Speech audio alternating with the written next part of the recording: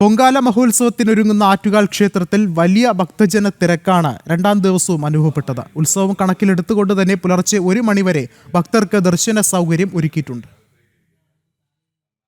നാടും നഗരവും ആറ്റുകാലേക്ക് ഒഴുകിയെത്തുകയാണ്. അമ്മയുടെ ദർശനം നേടാൻ വലിയ തിരക്കാണ് അനുഭവപ്പെടുന്നത്. അഭീഷ്ടവരദായിനിയായ അമ്മയുടെ അനുഗ്രഹം തേടിയെത്തുന്നത് ലക്ഷങ്ങളാണ്.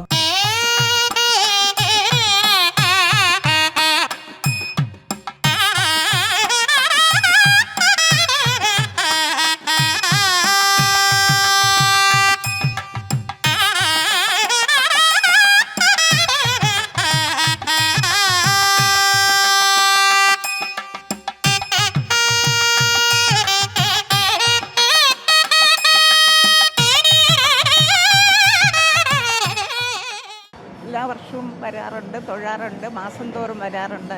നല്ല അനുഭവം, നല്ല മനസ്സിന് സന്തോഷം, എല്ലാം നല്ലതേ വരുത്തുന്നുള്ളൂ. പൊങ്കാലയിടുന്ന അനുഭവം നമുക്ക് എല്ലാ അനുഗ്രഹങ്ങളും ദേവി തരുന്നുണ്ട്.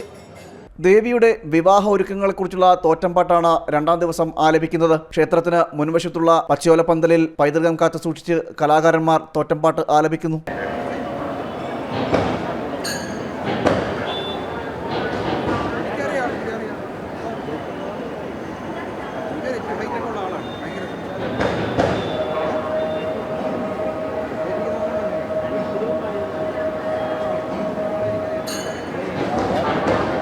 ചരിത്രം നമുക്ക് ഇത്രേ പറയാൻ പറ്റുള്ളൂ. ഇതിന് ഗ്രന്ഥമില്ല, എഴുതി പഠിച്ചുകൂടാ, കേട്ട് പഠിക്കാനേ പറ്റുള്ളൂ. അപ്പോൾ അതുകൊണ്ട് നമുക്കിതിനെ ചുരുക്കി നമുക്ക് പറയാൻ കഴിയും, അല്ലാതെ പറയാൻ പാടില്ല. അപ്പോൾ ഇതിൻ്റെ പ്രധാനം ഇതാണ്. ഇത്രയാണ് ഇതിൻ്റെ.